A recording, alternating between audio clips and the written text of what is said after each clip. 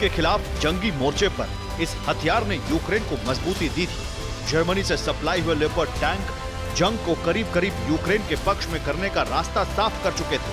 Mariinsky palace में भी इन tanks ने उत्साह का संचार कर दिया था, लेकिन वो वक्त सिर्फ रूस के लिए टेस्टिंग पीरियड था, जिसमें यूक्रेन को हासिल हुए हथियारों की ताकत दिखाने का मौका दिया गया था।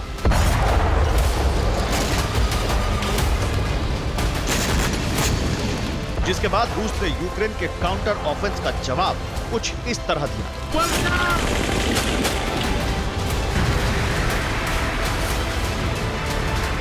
रूस के खिलाफ इस्तेमाल हो रहे जर्मन, अमेरिकी, ब्रिटिश, डच और नेटो के दूसरे देशों से मिले हथियार पर ही रूस ने निशाना साधा। यूक्रेन की ताकत बने उन्हीं हथियारों को रूस ने तबाह किया जिनके प्रदर्शन का रूस ने खुद मौका दिया था।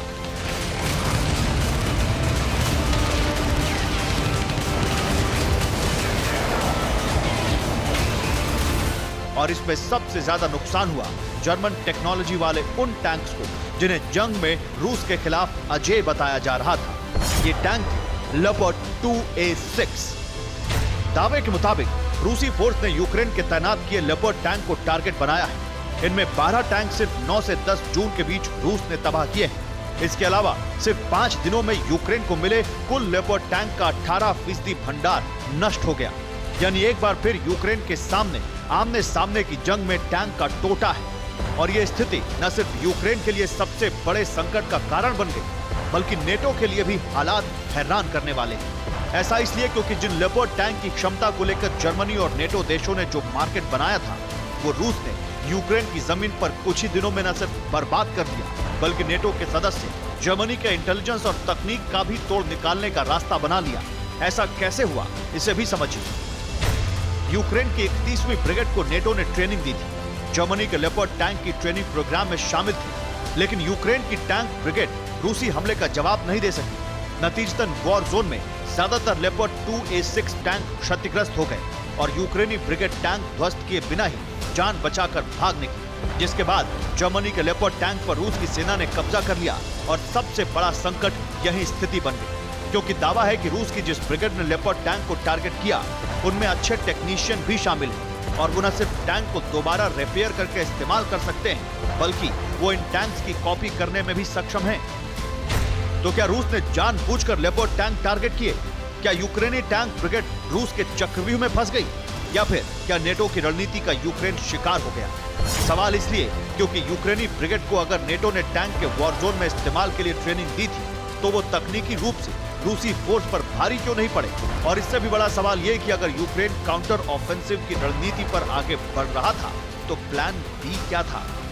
यूक्रेन में रूस का बनाया हुआ टैंक का कब्रिस्तान अचानक हुआ कोई एक्शन नहीं है, बल्कि रणनीति के तहत बढ़ते हुए क्रम में टैंक को टारगेट करके हुआ हमला है। लेकिन यूक्रेन की रणनीति में कोई भी बदलाव न होना यह बताता है कि कीव को इस अटैक का अंदाजा ही नहीं था, या फिर प्लान बी जैसा कुछ सोचा ही नहीं गया था। हालांकि रूस ने ऑपरेशन टारगेट टैंक से जुड़े संकेत भी बखूबी छिपाए हैं। यही वजह है कि यूक्रेन के वॉर पंडित भी टारगेट को लेकर अंदाजा नहीं लगा सके। रूस ने इस मिशन को इनडायरेक्ट तरीके से अंजाम दिया। इसमें टैंक के अलावा नेटो से हासिल दूसरे हथियार भी शामिल हुए, जैसे अमेरिका से मिले infantry fighting vehicle Bradley, MRAP vehicle, M1224 max pro vehicle, Denmark से मिले YPR 765 आर्मर्ड व्हीकल, चेक गणराज्य से मिले T72M1 टैंक, यूक्रेन में मौजूद USSR काल की VMR-2 D mining machine, France से मिले VAB बख्तरबंद व्हीकल, यूक्रेन का MiG-29 और सुखोई 25। इनके अलावा अमेरिकी हाइमार्स MLRS को भी रूस ने बड़ी संख्या में ध्वस्त किया है। यही वजह है कि यूक्रेन और नेटो रूस के वॉर एक्शन में असली टारगेट का पता ही नहीं लगा सके और रूसी फोर्स ने यूक्रेन को टैंक का कब्रिस्तान बना दिया। लेकिन सवाल यह है कि तकनीकी रूप से सक्षम नेटो के अजेय हथियार कहे जाने वाले टैंक शिकार कैसे हुए?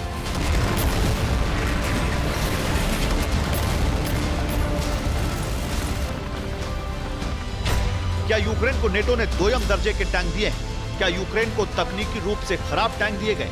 क्या टैंक हाई सेंसिटिव पार्ट निकालकर यूक्रेन भेजे गए? क्या यूक्रेन को मिले टैंक नेटो से रिटायर्ड हो चुके थे?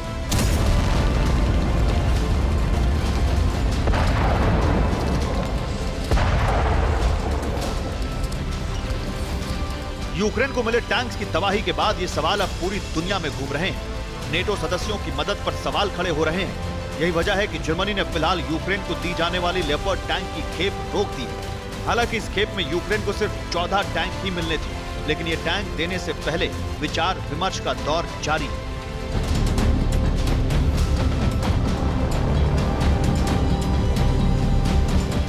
यूक्रेन को न सिर्फ टैंक देने से नेटो देश कतरा रहे हैं, बल्कि किसी भी तरह का हथियार देने के फैसले पर एक बार फिर से विचार कर रहे हैं। दरअसल नेटो काउंटर ऑफेंसिव की रणनीति के खिलाफ रूस का एक्शन रिव्यू कर रहा है, जिसमें कई चौंकाने वाले तथ्य सामने आ रहे हैं। रूस के टैंक वाले एक्शन को लेकर तथ्य ये है कि रूस ने पिछले 7 दिन में ही बड़े बारूदी एक्शन लिए हैं, जिसमें 9 और 10 जून को यूक्रेन में बड़ी तबाही हुई, लेकिन इससे पहले भी तबाही कम नहीं थी।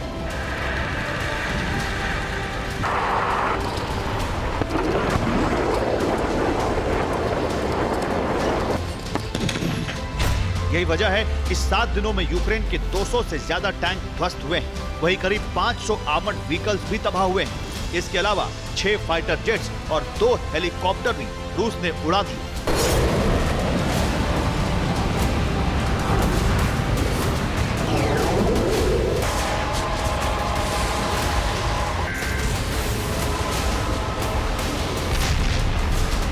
हालांकि ऐसा भी नहीं है कि रूस इतनी तबाही के बाद थम गया है, बल्कि ये तबाही अब भी जारी है और आने वाले दिनों में जारी रहेगी। अब मुमकिन है कि टैंक की कब्रों के अलावा इस कब्रगाह में कोई दूसरे बड़े हथियार का शिकार हो। Bureau report, TV9 Bharatvarsh.